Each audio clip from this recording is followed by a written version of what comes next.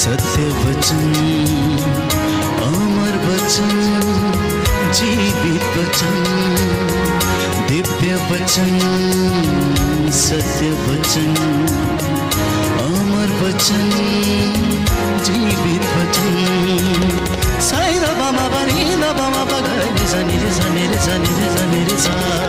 दिव्य वचन, सत्य वचन, अमर वचन, जीवित वचन, दिव्य वचन, दिव्य वचन।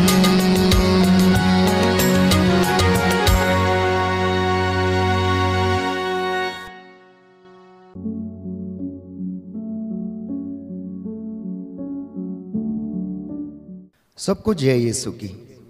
प्रभु यीशु के सामर्थी नाम में मैं आप सभी का हार्दिक स्वागत करता हूं। प्रियजनों, इंसान की फितरत है शिकायत करना। इंसान हर एक चीज के लिए शिकायत करने के लिए तैयार रहता है। हमेशा उन चीजों को देखता है जिनको वो प्राप्त नहीं कर पाता है और इसीलिए शिकायत करने लगता है। पर बाइबल हमें बताती है, शोक गीत अध्याय 3 पद संख्या 39, कि मनुष्य शिकायत क्यों करे। इससे कहीं अच्छा है कि वह अपने पापों पर नियंत्रण रखे। लेकिन इंसान इन बातों पर मनन चिंतन करने में असमर्थ है। वो बहुत जल्दी अन्य लोगों में दोष खोजने लगता है, परंतु अपने आचरण को नहीं देखता। वो अपने आचरण पर नजर नहीं डालता है। इसलिए सुसमाचार में प्रभु यीशु ने भी कहा कि जब तुम्हारी अपनी ही आंख में धरन है तो तुम अपने भाई की आंख में तिनका क्यों देखते हो। और बाइबल इसके विषय में स्पष्ट है कि इंसान को सबसे पहले शिकायत ना करके अपने आचरण को देखना चाहिए, उस पर मनन चिंतन करना चाहिए और उस पर नियंत्रण रखना चाहिए। अगले वचन में लिखा है कि हम अपने ही आचरण की जांच करें और परीक्षा करें और प्रभु की ओर अभिमुख हो जाएं। तो इंसान के लिए अत्यंत आवश्यक है कि वह अपने ही आचरण की जांच करे और उसके बाद उसकी परीक्षा करे और प्रभु की ओर अभिमुख हो जाए। क्योंकि बाइबल हमें बताती है, शोक गीत अध्याय 3 पद संख्या 22 में, कि प्रभु की कृपा बनी हुई है, उसकी अनुकंपा समाप्त नहीं हुई है, वो हर सवेरे नई हो जाती है, उसकी सत्य प्रतिज्ञता अपूर्व है। तो अधिकांश लोग ये नहीं जान पाते, ये नहीं समझ पाते कि ईश्वर की कृपा हर दिन हर सवेरे मनुष्य के लिए नई होती है, क्योंकि वह सत्य प्रतिज्ञ ईश्वर है। वो सहज ही द्रवित हो जाता है और इंसान को आशीष प्रदान करता है और उसके कल्याण के विषय में सोचता है। एक व्यक्ति जिसको शिकायत करने का बड़ा शौक था, वो हमेशा उलझनों में फंसा रहता था, नित्य प्रतिदिन अपने भाग्य को कोसता और ईश्वर को दोष देता था और उससे शिकायत करने लगता था। एक दिन उसने परमेश्वर से कहा कि आखिर ये क्या बात है, आप मेरे जीवन में ये पूरा क्यों नहीं होने देते, आप मुझे यूं ही क्यों छोड़ देते हैं। मेरी तो किस्मत ही फूटी है, अच्छा होता कि मैं पैदा ही ना हुआ होता, क्योंकि मेरे काम बनते बनते बिगड़ जाते हैं। और एक दिन वो शिकायत करने लगा, देखिए प्रभु, आज मेरा अलार्म नहीं बजा और मुझे उठने में देर हो गई है। अब मैं देर से उठा हूं और दफ्तर जाने के लिए जैसे ही तैयार हुआ हूं और जैसे ही मैंने अपना स्कूटर चालू किया तो वो भी खराब हो गया। मुश्किल से एक रिक्शा मिला है और वो भी पंचर हो गया है। जल्दीबाजी में मैं अपना टिफिन भूल गया हूं और कैंटीन में जो मुझे भोजन मिला वो भी खराब निकला। मुश्किल से वहां पर एक सैंडविच मिली थी, लेकिन उसका भी स्वाद मैं ले नहीं पाया क्योंकि वो भी खराब निकली। कहीं से फोन पर एक बिजनेस के संबंध में बातचीत चल रही थी और जैसे ही वो पूरी होने वाली थी मेरा फोन बंद हो गया। अब मैं पूरे दिन भर में हताश हो गया और सोचा कि घर में जाकर मैं आराम करूंगा। और जैसे ही मैंने जाके अपने शयन कक्ष में एसी को ऑन किया तो बिजली चली गई।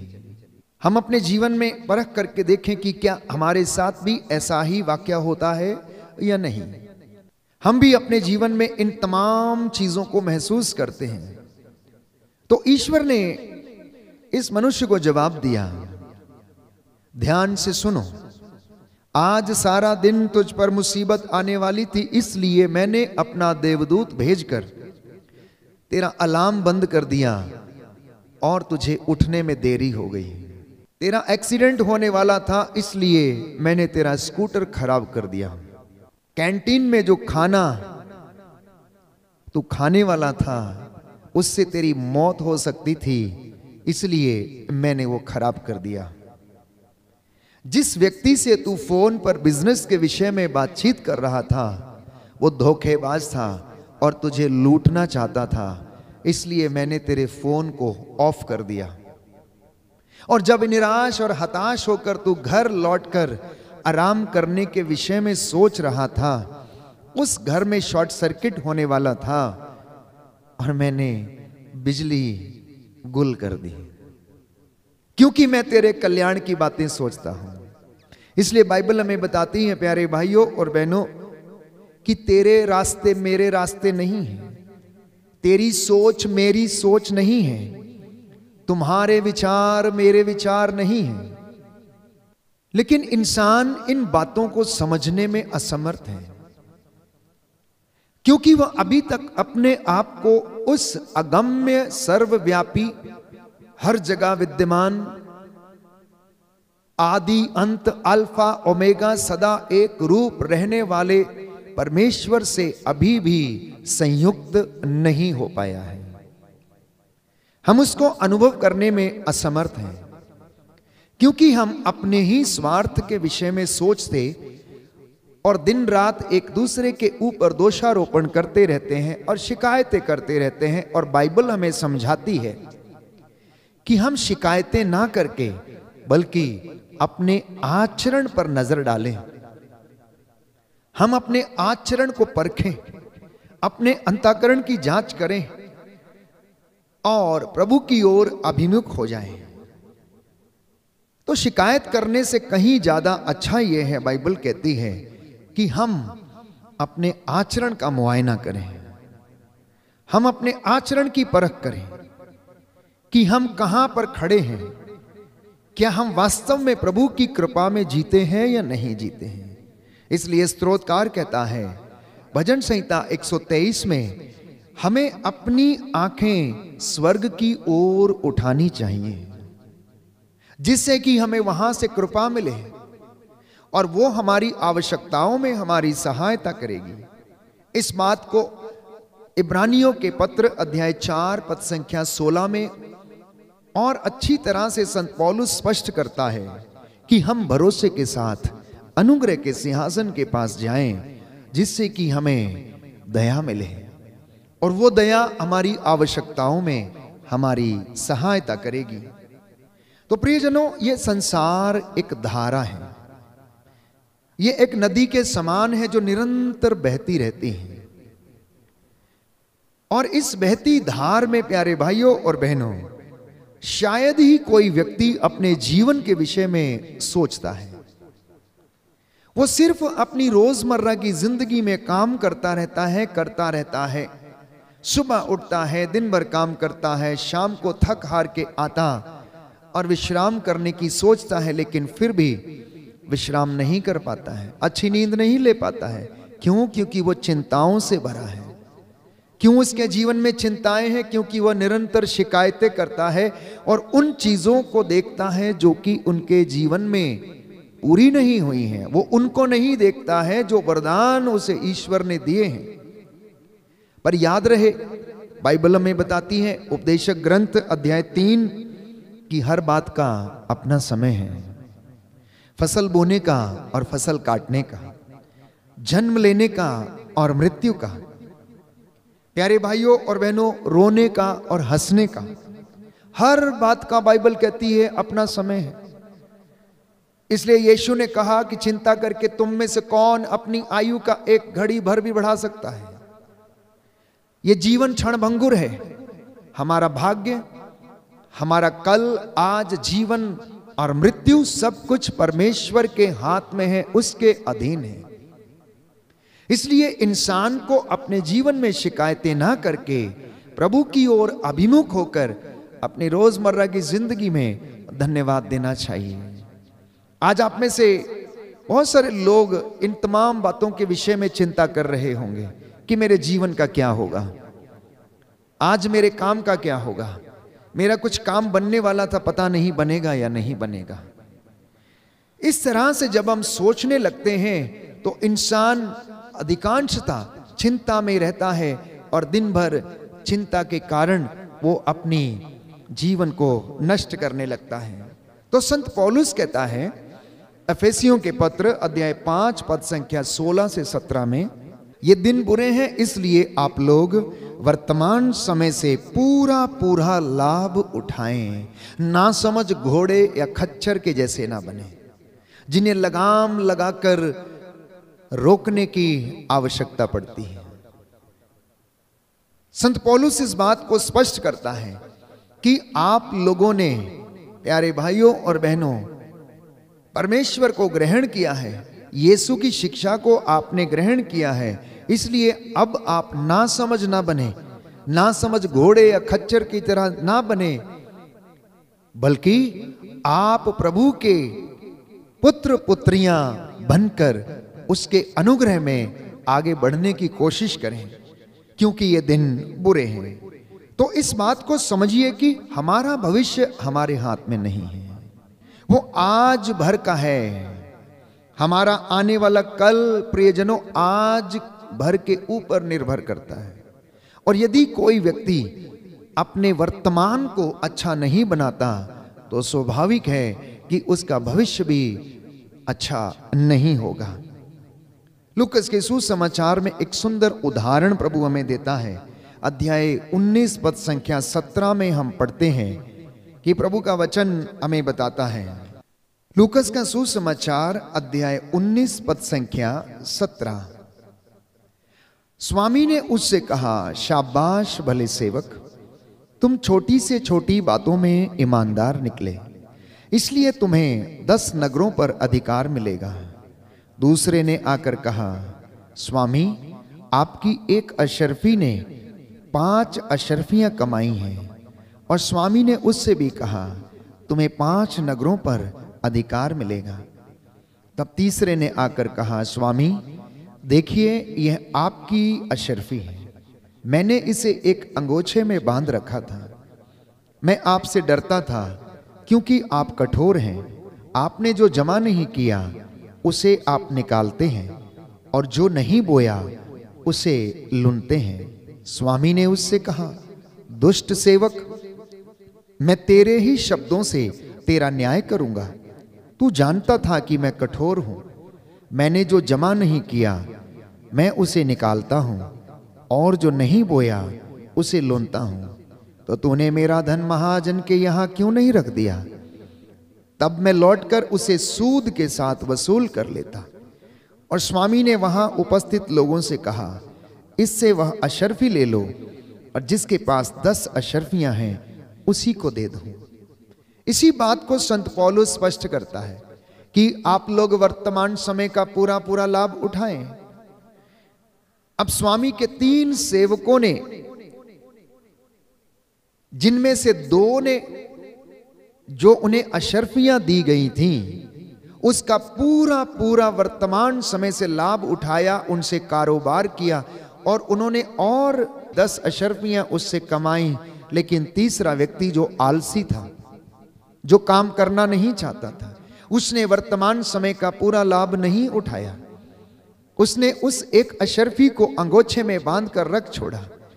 प्यारे भाइयों और बहनों, धन चला जाए तो वापस आ जाता है, लेकिन समय चला जाए तो कभी भी वापस नहीं आता है। आज के इस वचन के द्वारा प्रभु हमें यही सिखाना चाहता है कि शिकायतें ना करके वर्तमान समय का पूरा पूरा लाभ उठाएं, मेहनत करें, क्योंकि प्रभु को आलसी मनुष्य से घृणा है। इसलिए कहा है कि धन चला जाए तो वापस कमाया जा सकता है, स्वास्थ्य खराब हो जाए तो ठीक हो सकता है, लेकिन समय गंवा दिया जाए तो वो वापस नहीं आ सकता है। इसलिए प्रभु यीशु लूकस के सुसमाचार अध्याय 13 पद संख्या 3 से 9 में कहते हैं कि हमारा जीवन एक मौका है, इसका सदुपयोग करें और वर्तमान समय का पूरा पूरा लाभ उठाएं। प्रियजनों, इस धरती पर आपको और मुझे जो जीवन मिला है, ये एक सुनहरा मौका है। हमें अपने पापों के प्रायश्चित के लिए इस धरती पर एक सुनहरा मौका मिला है। अपने गुनाहों के लिए तौबा करने के लिए एक सुनहरा मौका मिला है। सेवा और उपकार के काम करने के लिए एक सुनहरा मौका मिला है। बंदगी करने का एक सुनहरा मौका है। प्रभु की हजूरी में रहने का एक सुनहरा मौका है।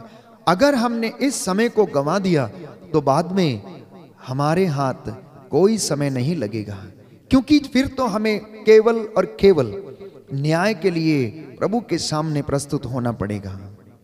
इसलिए आज जब आप दिव्य वचन कार्यक्रम के माध्यम से जब आप ये वचन सुन रहे हैं, तो मेरी यही आशा है और यही प्रार्थना है कि परमेश्वर का ये वचन आपको मोटिवेट करे, आपकी हौसला अफजाई करे, ताकि आज पूरे दिन भर में आप शिकायतें ना करके परमेश्वर से पाए हुए हर एक वरदान के लिए आप प्रभु को धन्यवाद दें।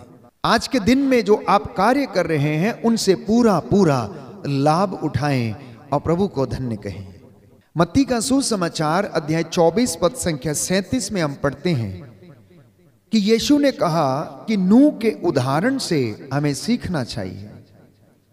उत्पत्ति ग्रंथ अध्याय 6 में नूह के विषय में बताया गया है कि नूह से परमेश्वर ने कहा कि वह एक पोत बनाए, पशु पक्षियों का एक एक जोड़ा उसमें रखे, और मैदानी इलाकों में जितने भी लोग वहां पर रहते थे, जब उन्होंने देखा कि नूह इस तरीके से कार्य कर रहा है तो उन्होंने उसका मजाक उड़ाया। नूह ने उनसे कहा, देखो जल प्रलय आने वाला है, तुम आज भी सुधर जाओ और परमेश्वर जैसा कहता है तुम वैसा करो। लेकिन वे लोग शादी ब्याह रचते रहे, मौज मस्ती करते रहे और दावतें उड़ाते रहे। किसी ने उसकी बात पर ध्यान नहीं दिया, और बाइबल कहती है परमेश्वर ने 40 दिन और 40 रात लगातार धरती के ऊपर वर्षा भेजी और जल प्रलय आ गया। समय रहते समय नूह ने जो प्रयत्न किया था, जो जहाज बनाकर जो प्रबंध उसने किया था, पशु पक्षियों के एक एक जोड़े को बचाने के लिए, वो उसमें सफल रहा, लेकिन बाकी सब के सब नष्ट हो गए। एक सुंदर कहावत है हिंदी में, तब पछताए क्या होत जब चिड़ियां चुग गई खेत। तो परमेश्वर हमें यह सिखाना चाहता है कि बाद में पछताने से कोई फायदा नहीं। हम 10 कुमारियों के विषय में पढ़ते हैं, जिसमें 5 नासमझ थीं और 5 समझदार थीं। समझदार कुमारियां अपने साथ कुप्पी में तेल भी लाईं, और जब दूल्हा आया उसकी अगवानी करने के लिए निकली तो उनके पास पर्याप्त तेल था और उन्होंने अपने दिए जलाकर विवाह मंडप में प्रवेश किया। लेकिन जो मूर्ख थी, जिन्होंने सोचा कि हम बाजू वाली दुकान से जाकर ले लेंगे, समय आने पर उनके पास तेल नहीं था, क्योंकि वो सोने लगी, ऊँघने लगी। इसलिए प्रभु कहता, जागते रहो, तुम परीक्षा की घड़ी में ना पड़ जाओ। और ऐसा ही मूर्ख कुंवारियों के साथ हुआ। दूल्हा आ गया, लेकिन वह उसके साथ विवाह मंडप में प्रवेश नहीं कर पाई, क्योंकि वह तैयार नहीं थी। जब तक वो तैयार होने के लिए गई और उन्होंने आकर कहा कि हमारे लिए द्वार खोल दीजिए, उन्होंने उनसे कहा कि हम नहीं जानते कि आप कौन हैं और कहां से आई हैं। ऐसा ही हमारे साथ भी हो सकता है।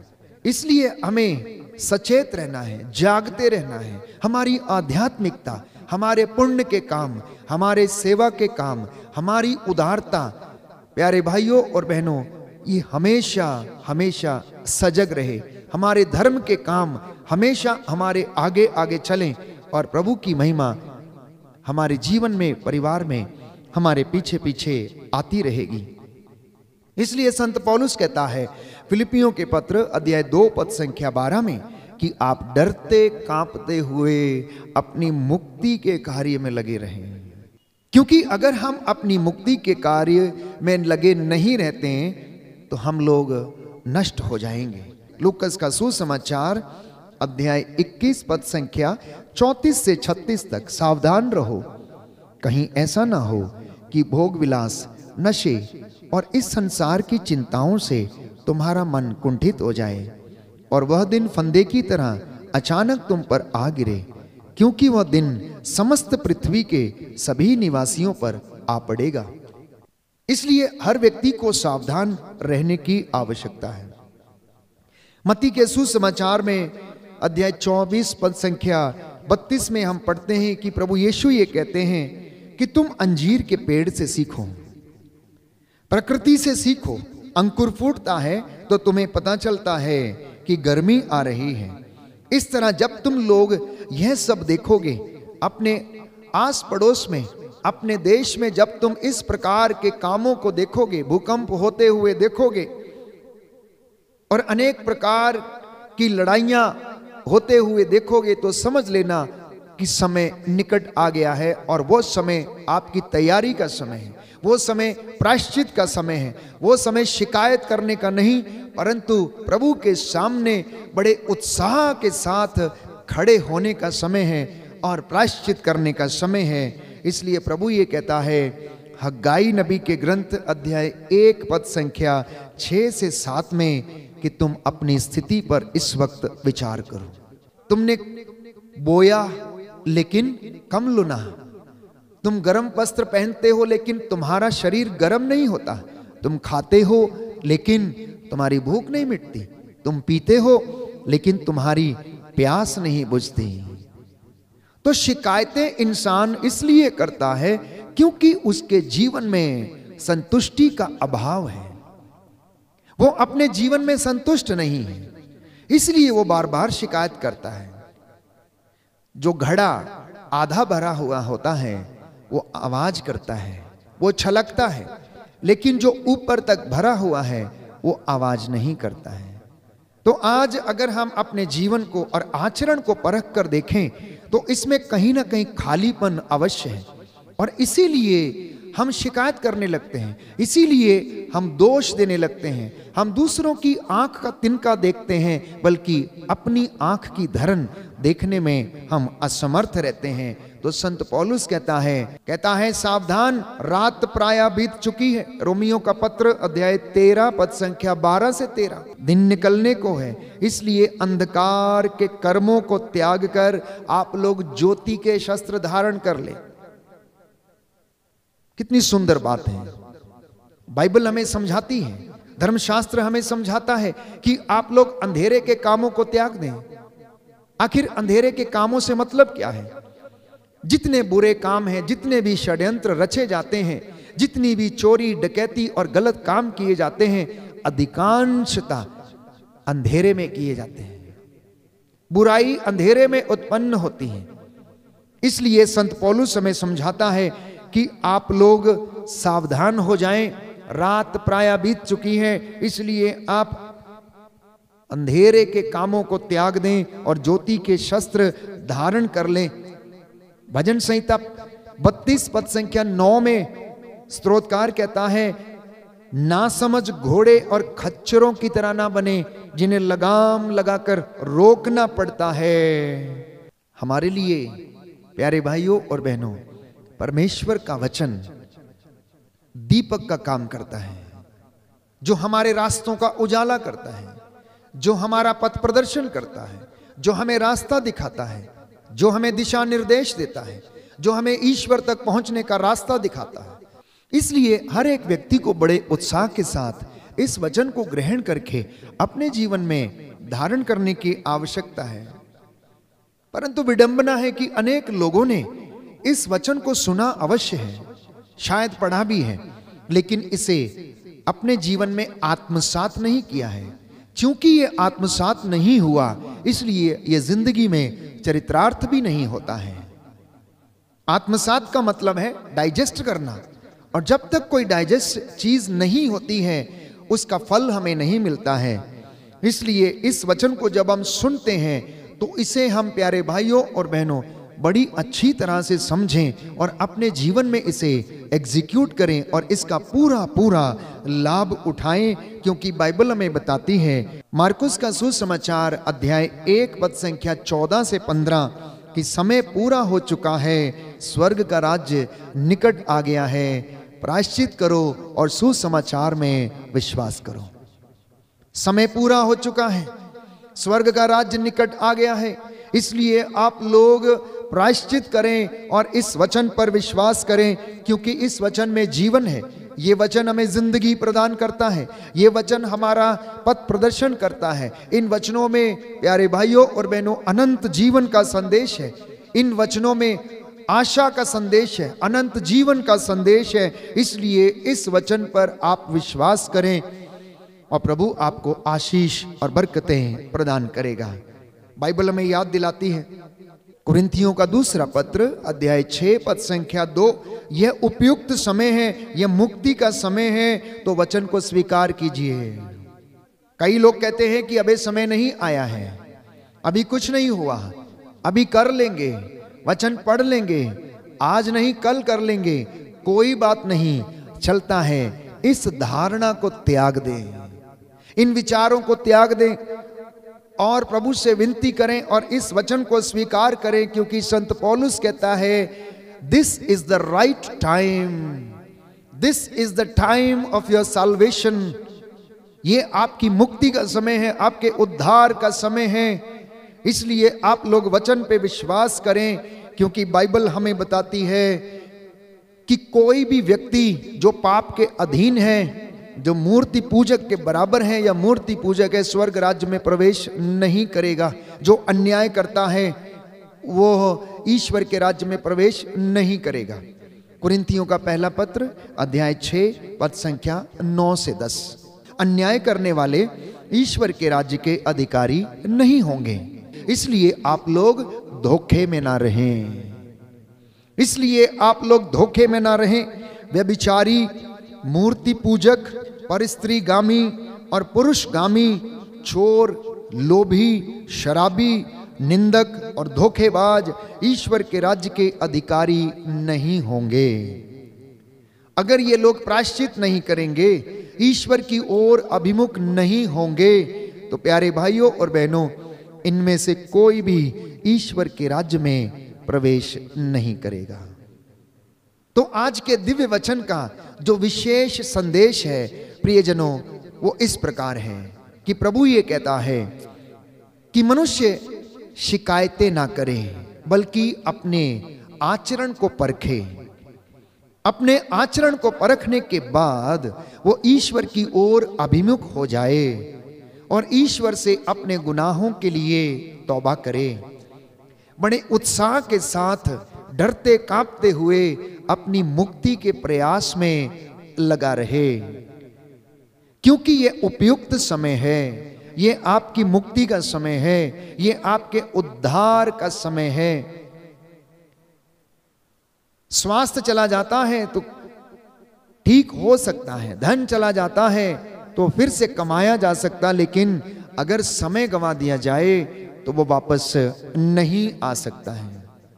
इसलिए प्रियजनों, प्रभु से कृपा मांगे कि प्रभु आज का ये वचन मेरे जीवन में 100 गुना फल लाए, ये मेरी हौसला अफजाई करे, ये मुझे सांत्वना दे, जिससे कि मैं तेरी कृपा में बढ़ता जाऊं और इन वचनों के द्वारा मैं आशीष प्राप्त करूं। इसी विशेष कृपा के लिए मैं आपके लिए प्रार्थना करूं।